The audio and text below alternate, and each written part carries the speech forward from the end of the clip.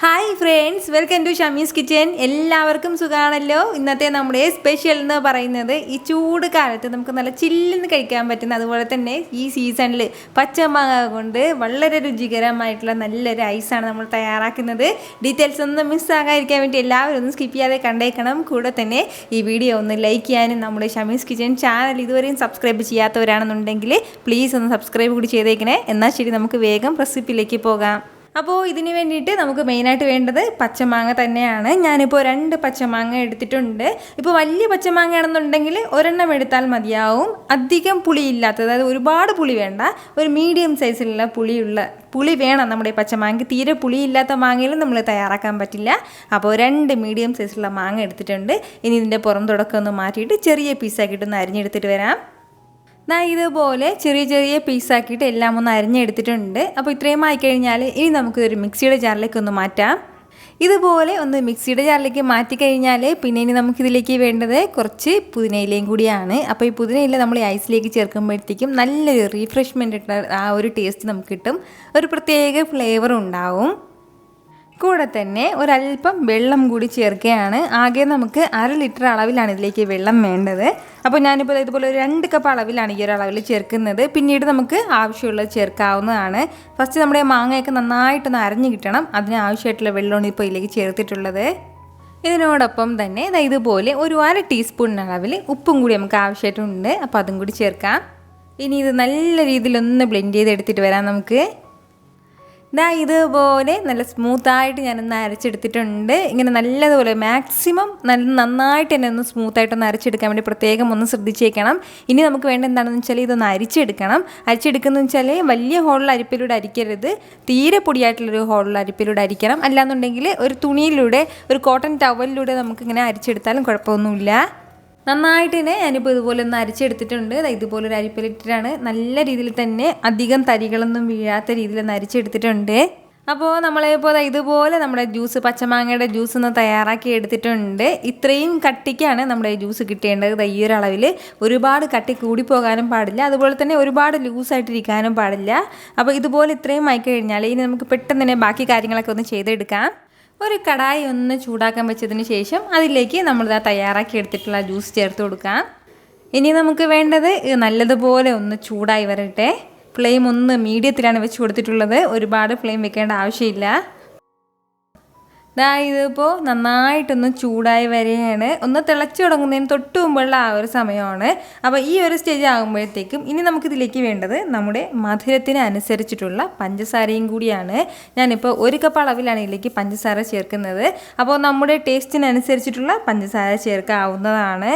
തീരെ കുറഞ്ഞു പോയാൽ, പ്രത്യേകിച്ച് ഇത് ഐസ് ആയതിൻ്റെ പേരിൽ തന്നെ നമ്മൾ ഫ്രീസറിൽ വെച്ച് കട്ടയൊക്കെ പിടിപ്പിച്ചെടുക്കുമ്പോഴത്തേക്കും ഒട്ടും മധുരം ഉണ്ടാവില്ല. അപ്പോൾ ഞാനിപ്പോൾ 1 കപ്പ് അളവിലാണ് ചേർത്തിട്ടുള്ളത്. അപ്പോൾ നമ്മുടെ മധുരത്തിനനുസരിച്ചിട്ട് ചേർക്കാവുന്നതാണ്.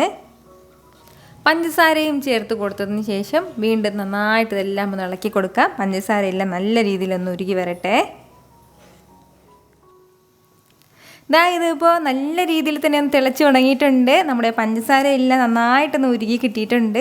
നല്ലതുപോലെ തന്നെ ഒന്ന് മെൽറ്റായി കിട്ടിയിട്ടുണ്ട്. അപ്പോൾ ഈ ഒരു സമയം ഇപ്പോൾ നല്ലൊരു ലൈറ്റ് ആയിട്ടുള്ളൊരു ഗ്രീൻ കളറാണ് ഉള്ളത്. നല്ല ലൈറ്റ് കളറായിട്ടുള്ളൊരു ഗ്രീൻ കളറാണ് ഉള്ളത്. അപ്പോൾ ഇത് നാച്ചുറൽ കളറാണ്. ഈ കളർ മതിയെങ്കിൽ ഇതിങ്ങനെ തന്നെ ഇരുന്നോട്ടെ.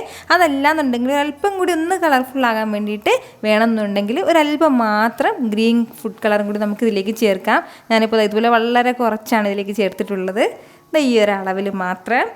ഇനി നമുക്ക് വേണ്ടത് ഇത് ഏകദേശം 1 മിനിറ്റും കൂടി നന്നായിട്ടൊന്ന് തിളപ്പിക്കാം. ഫ്ലെയിം ഒന്ന് ഞാനിപ്പോൾ മീഡിയത്തിലാണ് വെച്ച് കൊടുത്തിട്ടുള്ളത്.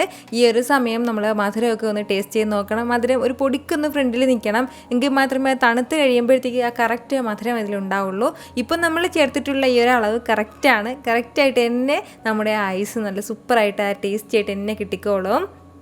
ഇതിപ്പോൾ ഏകദേശം 1 മിനിറ്റ് കൂടി ഒന്ന് തിളച്ചിട്ടുണ്ട്. ഇനി നമുക്ക് ഫ്ലെയിം ഓഫ് ചെയ്ത് കൊടുക്കാം. ഫ്ലെയിം ഓഫ് ചെയ്തതിന് ശേഷം പിന്നെ നമുക്ക് വേണ്ടത് നന്നായിട്ടൊന്ന് റൂം ടെമ്പറേച്ചറിലിരുന്ന് തണുക്കണം.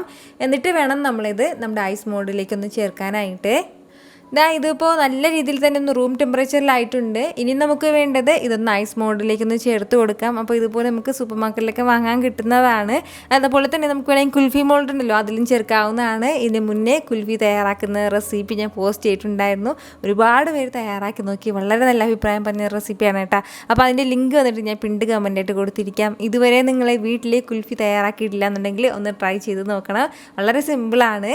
അപ്പോൾ എല്ലാം നമ്മുടെ ആവശ്യത്തിനനുസരിച്ചിട്ടുള്ള ഏത് മോൾഡിൽ, ഇനിയിപ്പോൾ ഈ മോൾഡൊന്നും ഇല്ല എന്നുണ്ടെങ്കിൽ കുഴപ്പമൊന്നുമില്ല, ഒരു ചെറിയൊരു കപ്പിൽ നമുക്ക് തയ്യാറാക്കാവുന്നതാണ്. കപ്പിൽ എങ്ങനെയാണ് ചെയ്യേണ്ടതെന്ന് ഞാൻ ആ കുൽഫി തയ്യാറാക്കുന്ന റെസിപ്പിയിൽ പറഞ്ഞിട്ടുണ്ടായിരുന്നു.